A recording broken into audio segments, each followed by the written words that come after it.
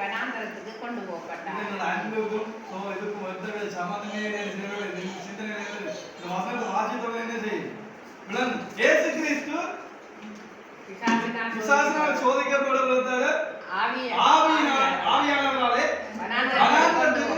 கொல்லப்பட்டார். எங்களுடைய வாழ்க்கையில ஆண்டவர் எங்களை ஏற்றுக்கொண்டு ரசித்து எங்களை சந்தோஷமா வச்சிருப்பார், ஆசீர்வாதமா வச்சிருப்பார், சமாதானமா வச்சிருப்பார், கண்ணீர் விடாம வச்சிருப்பார், கண்ணீர் விட்ட துருத்தியிலே ஏந்துவார், அவர் கண்ணீரை துடைப்பார்.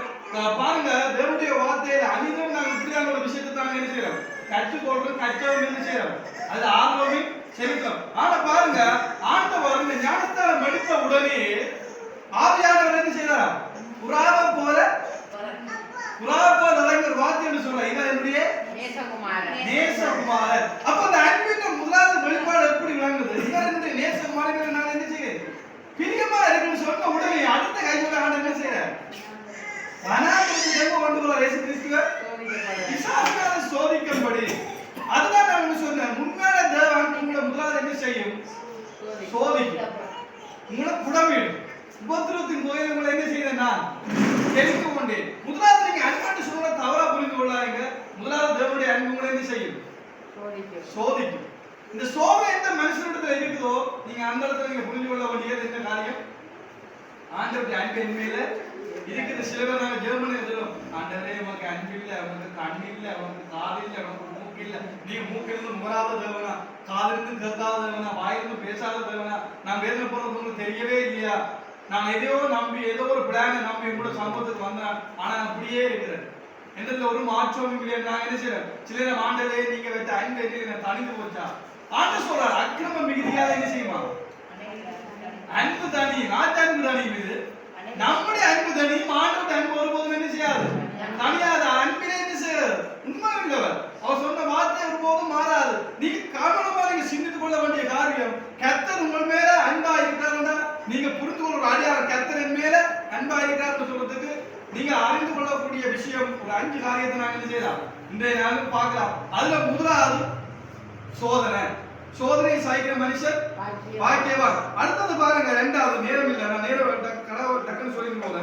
அடுத்தது பாருங்க, உண்மையான அன்பு அடுத்தது என்ன செய்யுமா சொல்லுங்க. அடுத்தது முதலாவது சோதிக்கும், இரண்டாவது சித்திக்கும், என்ன செய்யும், அதான் நான் அன்றைக்கு சொன்னேன், ஆண்டவர் அண்டியாத பிள்ளை, ஆண்டவர் தண்டிக்காத எவனும் அவருடைய பிள்ளையாக இருக்க முடியாத வசனம் இருக்கோடு தப்பிங்க.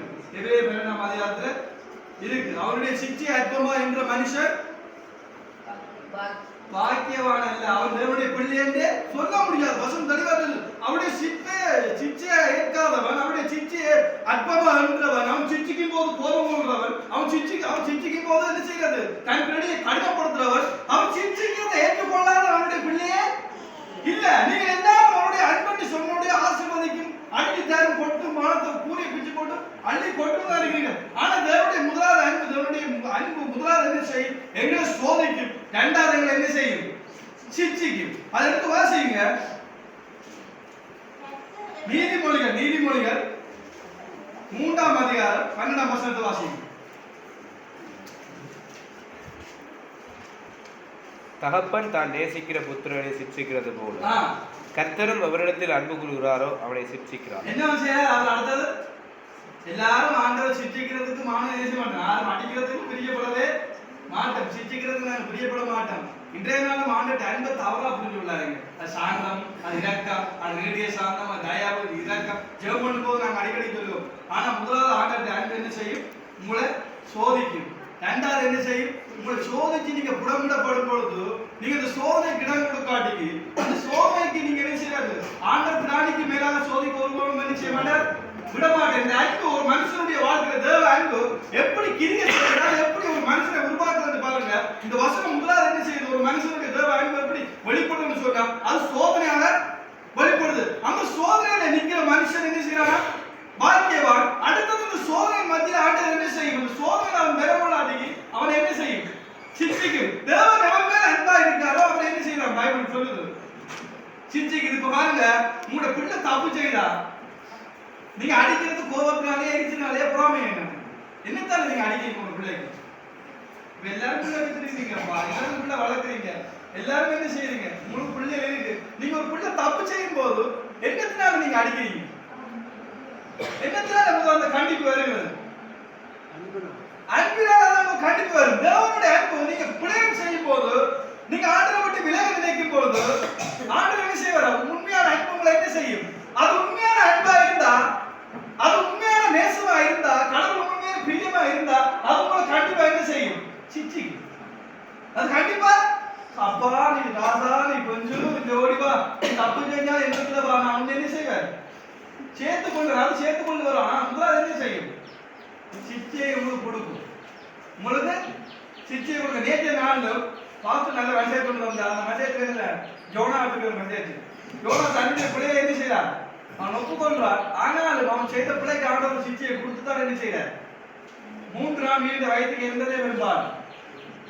தேவன் அன்புள்ளவர், தேவன் இரக்கம் நிறைந்தவர். யோனாவோடு நெருங்கிய உறவில் இருந்தவர். தேவ சமூகத்தில் இருந்து வந்தவன் ஒரு வார்த்தையை யோனா என்ன செய்யறான் சொல்றான். ஆனாலும் ஆண்டவருடைய அன்பு எப்படி அவனுக்குள்ள வெளிப்படுது? சிச்சையா வெளிப்படுது. ஆண்டவர் எவன் மேல ஆசை வச்சிருக்காரோ, அவன் மேல பிரியமா இருக்காரோ, அவனுக்கு கண்டிப்பா அவனோட குடும்பத்துல என்ன செய்யும்? சிச்சை வந்து கொண்டே இருக்கு. வேற ஆண்டவர் இந்த போராட்டம், அதான் போராட்டம் இல்லாமல் மாற்றங்கள் இல்ல. யோசேப்புடைய வாழ்க்கையில போராட்டம் இல்லாம ஒரு மாற்றத்தை யோசேப் என்ன செய்யல? காணல. தாவீதுடைய வாழ்க்கையில போராட்டம் இல்லாம ஒரு சிச்சை இல்லாம தாவீது என்ன செய்யல? ஒரு மாற்றத்தை காணல. யோசேப் ஒரு சிச்சை இல்லாம ஒரு மாற்றத்தை காணல. அப்ப யோசேப்பிட்ட தேவனுடைய அன்பு இல்லைன்னு சொன்னா அது போய் எவனிடத்துல தேவனுடைய அன்பு கூட வெளிப்படுதோ அவனிடத்துல தேவனுடைய சிச்சை இருக்கும். இது 3வது இடத்துக்கு வாசிங்க.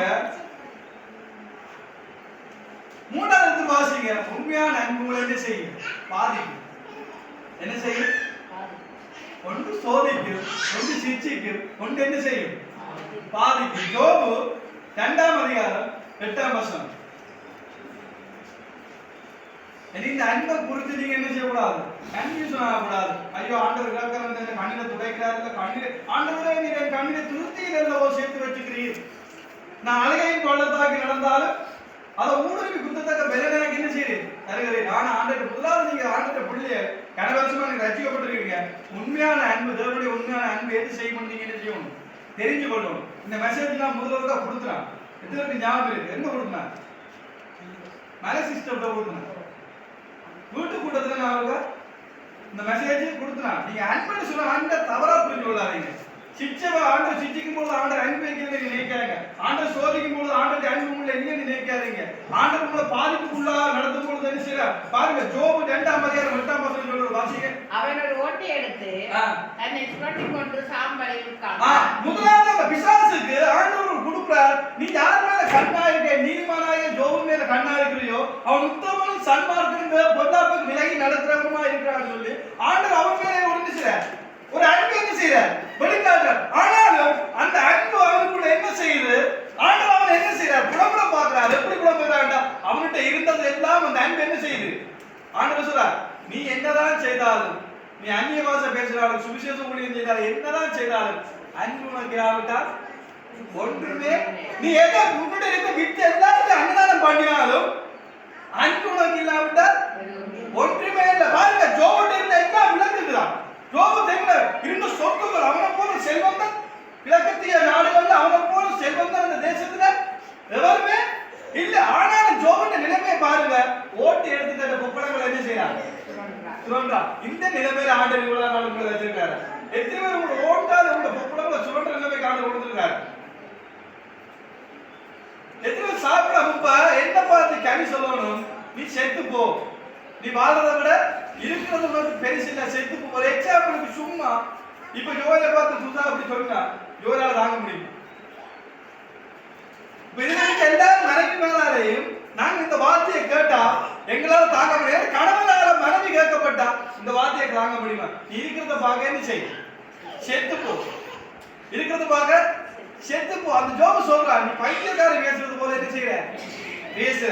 அவனுக்கு தெரியுது தேவனுடைய அன்பு சோதிக்கும், சிச்சிக்கும், பாதிக்கும். ஆனாலும் என்ன செய்யுது? தாங்கிடும் பலனை தரும், தப்பிச்சறதுக்கு வழியை குடிக்கும். நீ உண்மையா நீங்க சிந்திச்சு கொள்ளணும். உங்களோட வேதத்துல நீங்க அறிஞ்சுக்கணும், மாற்றம் பற்றி நீங்க அறியணும், அவருடைய அன்பை நீங்க புரிந்து கொள்ள வேணும்னு சொன்னா உங்களை என்ன செய்யும்? கண்டிப்பா உங்க குடும்பத்துல பாதிப்பு வரும், உங்க தனிப்பட்ட வாழ்க்கையில பாதிப்பு வரும், தொழில பாதிப்பு வரும். அப்போ நீங்க சிந்தித்து கொள்ள வேணும், ஆண்டவருடைய அன்பு என்னோட தான் இருக்குது. ஜோபுட்டில இருந்து ஆண்டவருடைய அன்பு ஒரு வாரம் என்ன செய்யல புரியல. ஆண்டவர்கிட்ட கேள்வி கேட்காதீங்க, ஆண்டவரோட முரட்டாட்டம் பண்ணாதீங்க, பிடிவாதம் பண்ணாதீங்க. கண்மனையில தன் பிள்ளை என்ன செய்ய தலையை கொண்டு இடிக்கிறவனுக்கு யாருக்கு ஆபத்து? கண்மனையில தன் தலையை கொண்டு இடிக்கிறவனுக்கு கண்மனைக்கு சேருமா தலைக்கு சேருமா? கண்மனைக்கு சேருமா தலைக்கு சேருமா? தலைக்கு தான் சேரும். கண்மலை தான். அவருடைய அன்பு ஒருபோதும் என்ன செய்யாது, மாறாது. நீங்க பாதிப்பை கண்டு பின்வாங்கி போவாங்க. எந்த கண்டு? அது மனுஷனால வரலாம், அது தொழிலால வரலாம்.